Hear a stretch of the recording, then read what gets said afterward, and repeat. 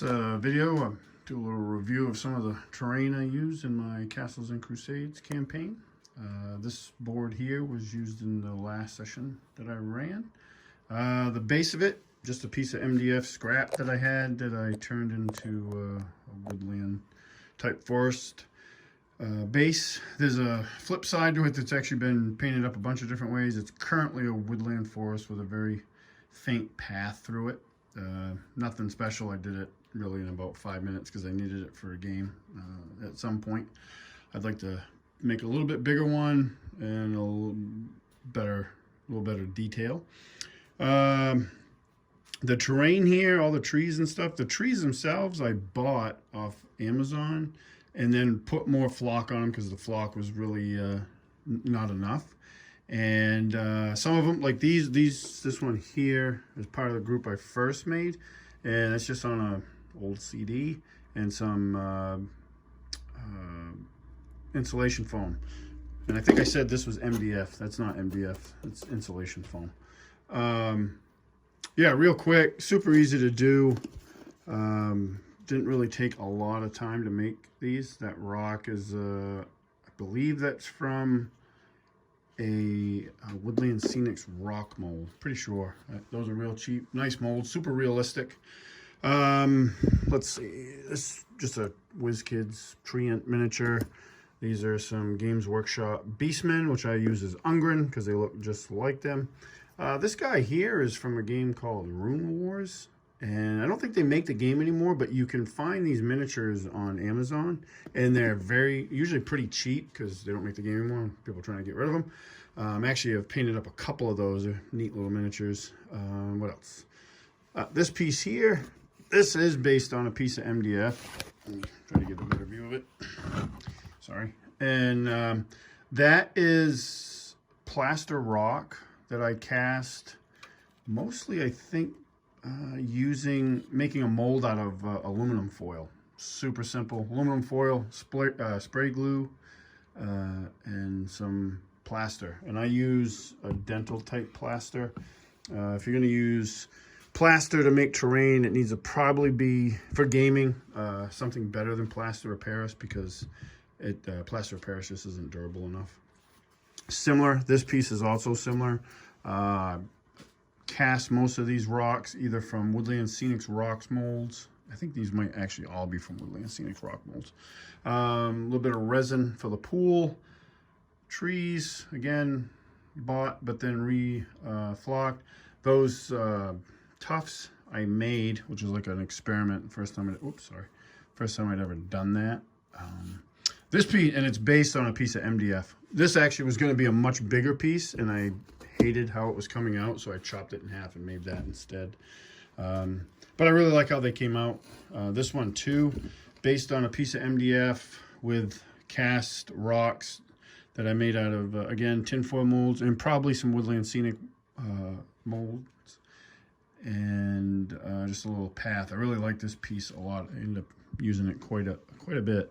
Sorry, that's a really horrible angle, but I like it because it gives them an entrance into the board. I'm actually got some other pieces in the works so I can expand on my forest terrain. I really like how it has come along.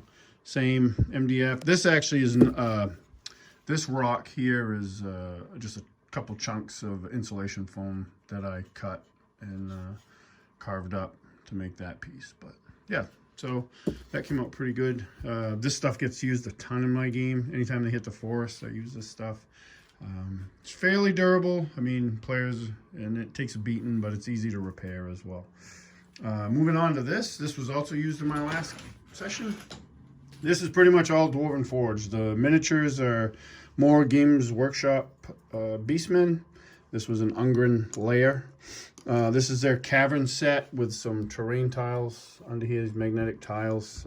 These are really cool. Like at first I didn't think much of them, but I also run games at my local game shop, and I can build terrain on them, and with the magnetized pieces, they're very easy to transport. So we got Games Workshop miniatures. We got Reaper miniatures. This is one I painted up. This is one the Barry the Wizard in our campaign. I use miniatures from everything that I can find. let's see. This is my son's. Come here. This is my son's half-orc ranger Lork. This is a very modified Reaper miniature. Give him a big blade because he has a really nice knife that he found in his early adventures, and single-bladed bastard type sword because he uses a bastard sword. This thing, it got off Etsy, and I'm probably going to butcher their name, but I'll show it to you. This is a little LED piece, and this company makes on Etsy. The shop has a bunch of different LED pieces. I have some other stuff from them. Really nice stuff, pretty affordable stuff too. And it's from this guy right here, McKee's Micromancy and Morology. You can find them on Etsy. Really cool stuff that he makes. He just released some new stuff that he's got coming out, and ice wall, I think walls of ice and fire, all LED light up. So if you're into that, that's really cool. Let's see, is there anything else here? No. Oh, these guys here. So these dwarfs, this is one of my players, his dwarven druid, and my dwarves so far in the campaign I've all got from the same source. This is the dwarven barbarian. Those two guys are brothers. This is these are from Cyborg Miniatures, and they make some of the coolest dwarves out there. Like, they're my go-to if I need a dwarf miniature. And they got a bunch of other great stuff too. A line of knights that are really awesome. I like their ogres a lot. I have a bunch of those that I painted up, and they just make some really good stuff.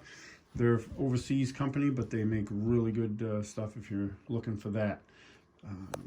So we'll move on to this. This I haven't used yet. I'm actually probably using this tomorrow. This is a board. I got a couple players coming over, and we're going to do a short session of our in-between sessions of our normal Castles and Crusades games. These buildings, that's some horrible lighting. These buildings are from Hagglethorn Hollow Kickstarter that I backed. Kind of modular. They're resin, so they're not, I wouldn't drop one of them. That's a bad idea. But they're pretty neat. They have a very unique look to them. And I haven't used them extensively. I've used them in my game store games and maybe a couple sessions, but I want to start using them more. They're pretty neat and very unique looking. I like the look of them. Very different than a lot of stuff. This board is a piece of insulation foam that I carved all those bricks into, which was a plunge into madness. That was a very tedious job that I will never probably ever repeat. This tree and the other one over there's another one over there. 3D printed tree. I have no idea. You can find these on Etsy. I have no idea which shop I bought these from. It was a million years ago. And I put lichen on them and just hot glued them, and then threw some flock on, which looks like mostly rubbed off. But these are really cool. They get little faces on them, which are pretty neat. This is just a pre-painted well from I think that's WizKids. I think I have an unpainted one somewhere, or one I painted. Again, WizKids wood pile, just to add a little bit of scenery to your builds, give them a little extra. And these things, these will be, I think these pieces made in Voyage. These are shrubs, and these are from Monster Fight Club. Really cool stuff. You can you could hide miniatures and stuff under these, and for ambushes. And it's from this company right here, Monster Fight Club. Really cool stuff. I got a couple packages of those kicking around, but I'm pretty sure this will be the first time I've ever actually used them. So really cool stuff. You can make a pretty good board out of this stuff. A really good board, actually. Really good to spice up your terrain. If you're into terrain and miniatures, you don't have to use this stuff, obviously. And I'll tell you, sometimes it's easier not to.